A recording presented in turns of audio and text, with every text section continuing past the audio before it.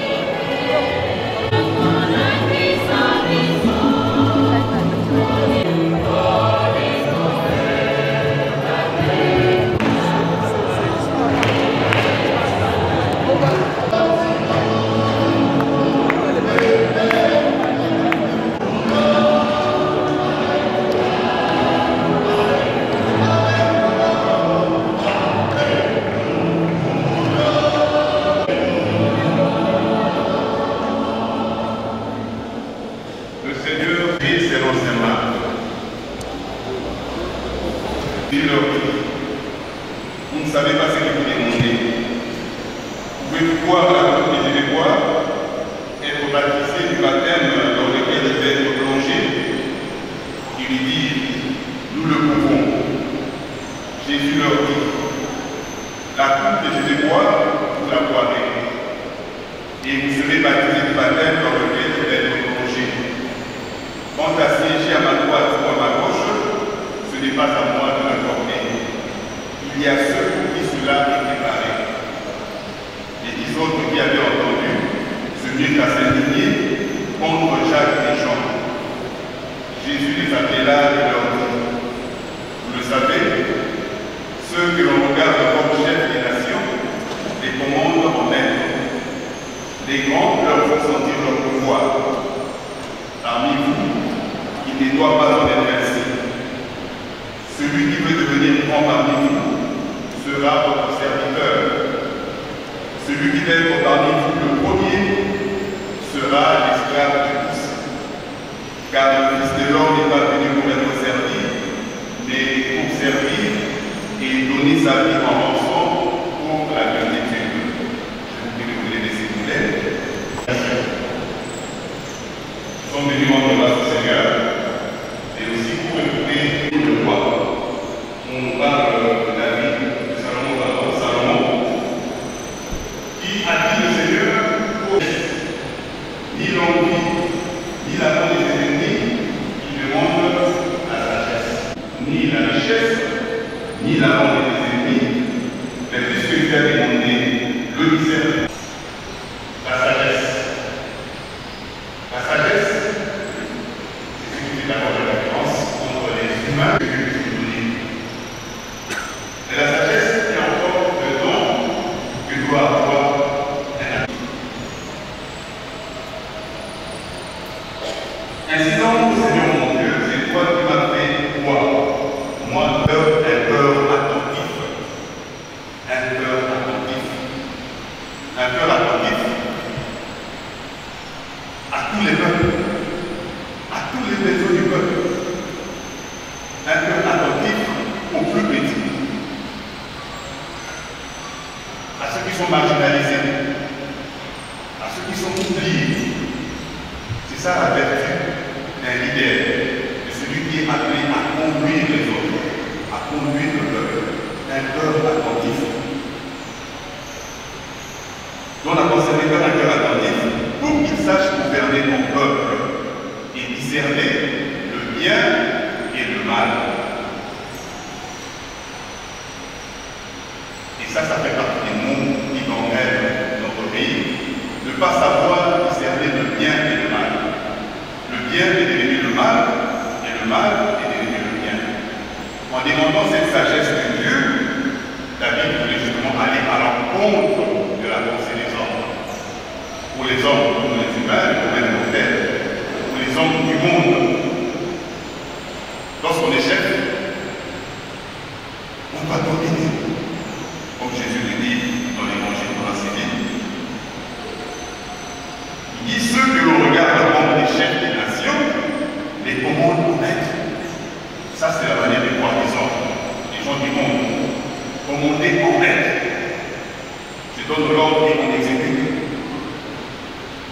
Les grands leur font sentir leur pouvoir.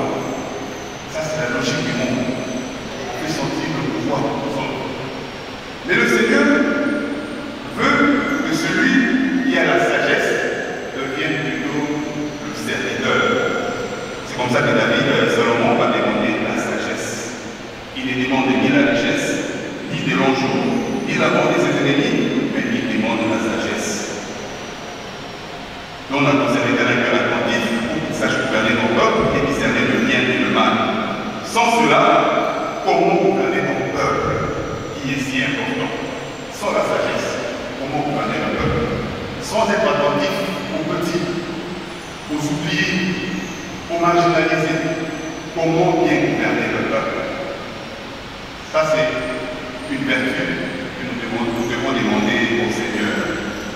Et à l'Évangile, Jésus justement propose cette manière de voir les hommes où les grands dominent les autres. Il dit à ses serviteurs, à ses disciples, pour vous, il ne doit pas en être ainsi. Celui qui veut devenir grand parmi vous sera votre serviteur. Dans la logique de Dieu, le plus grand, c'est celui qui est le serviteur, celui qui sert. Lui-même a donné l'image, lui, entre celui qui est assis à table et celui qui est en tenue de travail, le serviteur, qui a été habillé, qui est debout, qui est le plus grand. Naturellement, selon la logique du monde, c'est celui qui est assis, celui qui sert, c'est celui-là le plus grand. Il dit, moi je suis au milieu de vous comme celui qui sert. Pour Jésus, le plus grand, c'est celui qui sert. Et celui qui gouverne doit apprendre à servir. Il sera grand s'il apprend à servir. Et dans la situation dans laquelle se trouve notre pays, votre parti sauvera ce pays. Répondra donc à cette dénomination, mouvement de libération. Ce parti libérera ce pays s'il apprend à servir. Et servir, c'est s'oublier. C'est être comme un père de famille. Il y a à manger, on est 10, il y en a pour 9. Qu'ils se servent. Qu'ils se servent en premier. Et que je sois le dernier. Pour Jésus, c'est celui-là qui est le plus grand. Celui qui sert. Celui qui s'oublie et pense aux autres pour que le Seigneur puisse penser à lui. C'est dès que lorsque nous nous oublions que le Seigneur pense à nous. Nous nous oublions pour penser aux autres, pour servir les autres, que le Seigneur pense à nous. Celui qui va être le premier parmi vous sera l'esclave de tous. Notre pays a besoin de ses leaders, qui est esclave de tous. Esclave dans le sens que je ne fais pas ma volonté, je cherche d'abord à faire le bien des autres. C'est que je fais des volontés non pas par les désirs, mais par le besoin de ceux à qui je suis appelé. Ceux que je suis appelé à servir. C'est eux qui commandent ma manière de faire. Et non pas les besoins personnels. C'est ça être serviteur. Et votre partie sera la partie des serviteurs, la partie qui sauvera ce pays, la partie qui sera une chance pour ce pays s'il produit des serviteurs, des hommes et des femmes qui raisonnent selon cette logique de Jésus-Christ, où le plus grand est celui qui sert. Le plus grand est celui qui est au service des autres. Celui qui s'oublie, celui qui se sert en dernier. Voilà la manière dont le Seigneur voudrait que nous puissions passer cet anniversaire en méditant sur cet extrait de l'Évangile pour que nous puissions réellement être au service de ce pays, pour que ce pays puisse dire notre parti a été une chance pour ce peuple, une chance d'avoir de ce parti. Et ainsi, on écrira sur en lettres d'or de l'histoire de ce pays, en disant que notre parti a réellement servi le peuple. Parce qu'il n'a pas cherché son intérêt à lui, il a cherché d'abord l'intérêt des autres. Et vous avez bien fait de mettre l'esprit, d'impliquer Dieu dans votre église. Avec Dieu, nous vaincrons. De nous, il ne doit pas être seulement les membres du parti, mais de nous, doit être tout le peuple. Parce que servir, c'est servir les autres. C'est le peuple qui doit vaincre. Et là, le parti servira à quelque chose. Et non pas les intérêts personnels, les intérêts du parti. On regarde les intérêts du peuple dans son ensemble et qui, à la fin de l'histoire, dira un grand merci. Parce que le Seigneur dira, dans Matthieu 25, parce que Jésus dit, à la fin des temps, le maître séparera les bons et les méchants. Et au bon, il dira, j'ai été malade, vous êtes venu me voir. J'avais eu faim, vous m'avez donné à manger. J'avais eu soif, vous m'avez donné à boire. Ainsi, le peuple congolais, à la fin des temps, dira à ce parti, aux membres de ce parti, vous nous avez aidés dans des situations difficiles.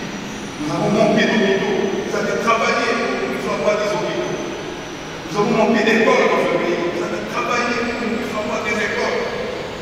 Et les enfants de ce pays ne manquent pas d'éducation, ne manquent pas d'école pour étudier. Nous avons manqué de bourse. Vous avez travaillé pour que nous ne soyons pas héros dans ce pays. Et dans nos infrastructures.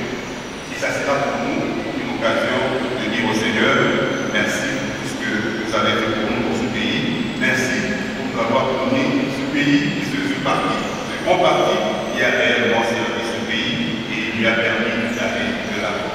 Et le Seigneur nous aide à pouvoir méditer cette parole pour qu'elle puisse être la lumière qui va conduire notre pays, pour que ce pays, notre parti, pour que ce parti puisse réellement guider ce pays et l'amener à la prospérité, l'amener au développement, l'amener au bien de son peuple. Amen.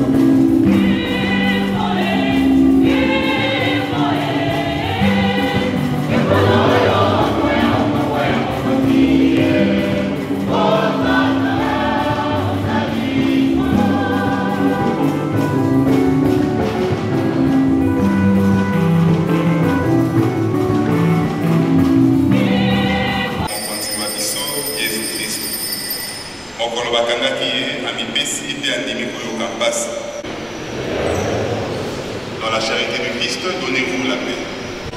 Oui, papa.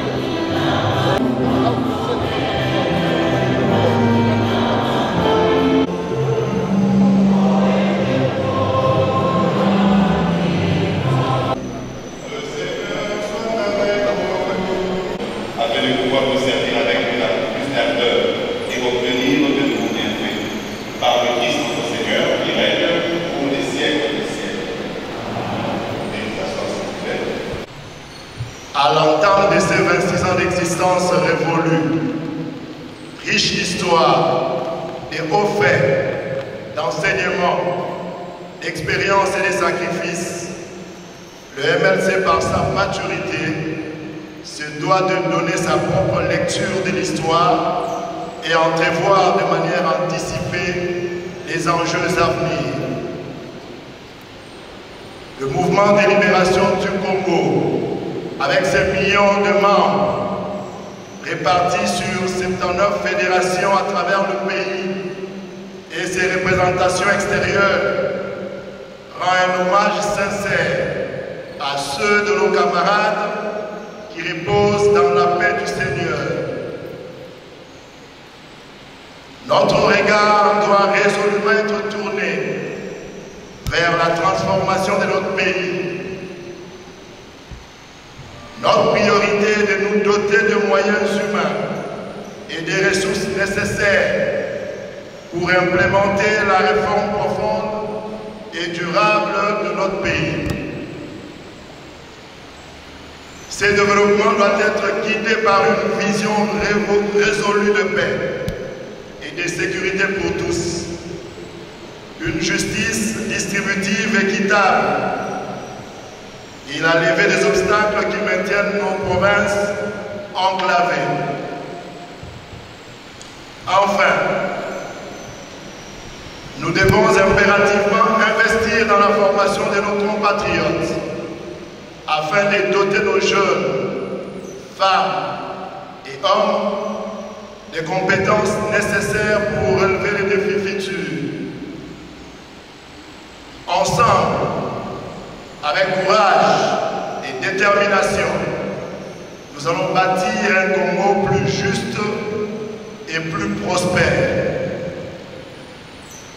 La commémoration de ce jour est un moment solennel de renouvellement de l'engagement de chacun, tant vis-à-vis du MLC que du peuple congolais.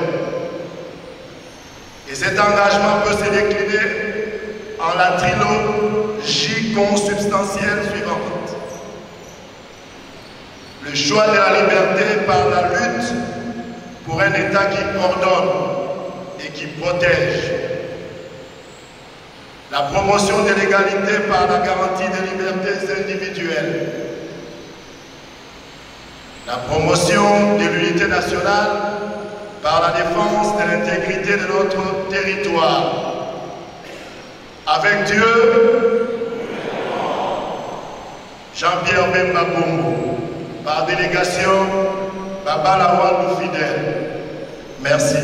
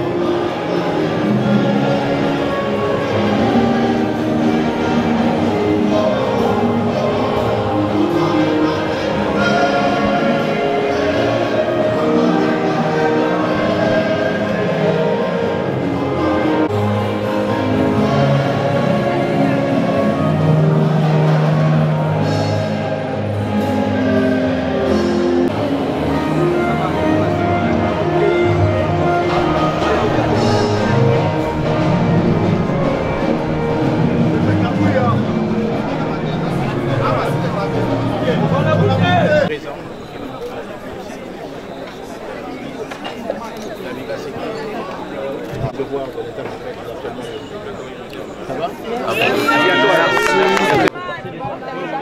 On regarde qu'on passe pas.